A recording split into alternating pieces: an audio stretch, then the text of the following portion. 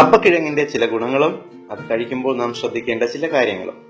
കപ്പക്കിഴങ്ങ്, മരിച്ചീനി, കൊള്ളിക്കിഴങ്ങ് ഇങ്ങനെ പല പേരിൽ അറിയപ്പെടുന്ന മലയാളികളുടെ ഈ പ്രിയപ്പെട്ട വിഭവം യഥാർത്ഥത്തിൽ സൗത്ത് അമേരിക്കൻ വംശജനാണ് എന്ന് പലർക്കും അറിയില്ല. ചെറിയ ചിലവിൽ രുചിയേറിയതും പോഷകഗുണമുള്ളതുമായ ഭക്ഷണമാകാനുള്ള കഴിവുകൊണ്ടാണ് കപ്പക്കിഴങ്ങ് നമുക്ക് ഇത്രയേറെ പ്രിയപ്പെട്ടതാകുന്നത്.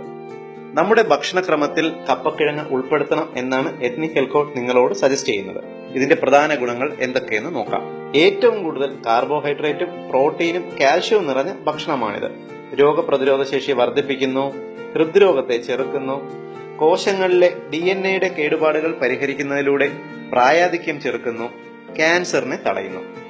ആഴ്ചയിൽ ഒരിക്കലെങ്കിലും ഇത് കഴിച്ചാൽ യുവത്വത്തെ തിരിച്ചു കൊണ്ടുവരും എന്ന് സൗത്ത് ചൈനയിലെ യൂണിവേഴ്സിറ്റി ഓഫ് ടെക്നോളജി തെളിയിച്ചിട്ടുണ്ട്. ഇതിൽ ധാരാളം പൊട്ടാസ്യം അടങ്ങിയിട്ടുള്ളത് കൊണ്ട് രക്തസമ്മർദ്ദം കുറയ്ക്കും, വൃക്കകൾക്ക് അത്യുത്തമം, ഓർമ്മശേഷി വർദ്ധിപ്പിക്കും, അൽഷിമേഴ്സ് രോഗത്തെ ചെറുക്കും. ഇതിൽ ധാരാളം കാൽഷ്യം അടങ്ങിയിട്ടുള്ളത് കൊണ്ട് എല്ല് തേയ്മാനം, ബലക്കുറവ് എന്നിവയ്ക്ക് വളരെ ഫലപ്രദമാണ്. കപ്പ കഴിച്ചാൽ പ്രമേഹ രോഗം കൂടുമെന്ന വിശ്വാസം പൊതുവെ മലയാളികൾക്കുണ്ട്.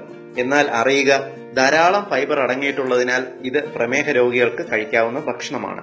2006 ആഫ്രിക്കയിൽ നടത്തിയ പഠനത്തിൽ പതിവായി കപ്പ കഴിക്കുന്നവരിൽ പ്രമേഹ രോഗത്തിന്റെ തോത് കപ്പ കഴിക്കാത്തവരെ അപേക്ഷിച്ച് വളരെ കുറവാണ് എന്ന് കണ്ടെത്തുകയുണ്ടായി. നാം ദിവസവും കഴിക്കുന്ന തവിടില്ലാത്ത വെള്ളയരി ഉപയോഗിച്ചുള്ള ഇഡ്ഡലിയും ദോശയും ചോറുമെല്ലാം ഉപയോഗിക്കുന്നതിനേക്കാൾ വളരെ സുരക്ഷിതമാണ് കപ്പ എന്ന് തിരിച്ചറിയുക. നിങ്ങൾക്ക് മൈഗ്രെയിൻ തലവേദനയുണ്ടോ എങ്കിൽ കപ്പ കഴിക്കുക, തലവേദനയ്ക്ക് ആശ്വാസം ലഭിക്കുന്നതാണ്. ജന്നി അഥവാ ഫിറ്റ്സ് രോഗത്തിന് വളരെ ഫലപ്രദമായ ഭക്ഷണമാണിത്.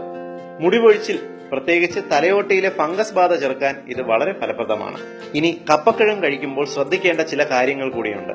കപ്പക്കിഴങ്ങിൽ ഹൈഡ്രജൻ സയനൈഡ് എന്ന ഒരു വിഷ സംയുക്തമുണ്ട്. കപ്പക്കിഴങ്ങ് വെള്ളത്തിൽ തിളപ്പിക്കുമ്പോൾ ഈ രാസവസ്തു ഏതാണ്ട് 90% വെള്ളത്തിൽ അലിഞ്ഞു പോകുന്നു. പക്ഷേ ബാക്കി 10% അതിൽ തന്നെ ഉണ്ടാകും. ഇത് നിർവീര്യമാക്കാൻ പ്രോട്ടീൻ അടങ്ങിയ ഭക്ഷണങ്ങളായ ഇറച്ചി, മീൻ എന്നിവ ചേർത്ത് കഴിക്കുക. നിങ്ങൾ വെജിറ്റേറിയൻ ആണെങ്കിൽ കപ്പയോടൊപ്പം പയറോ ബീൻസോ കടലയോ കറിവെച്ച് ഉപയോഗിക്കുക.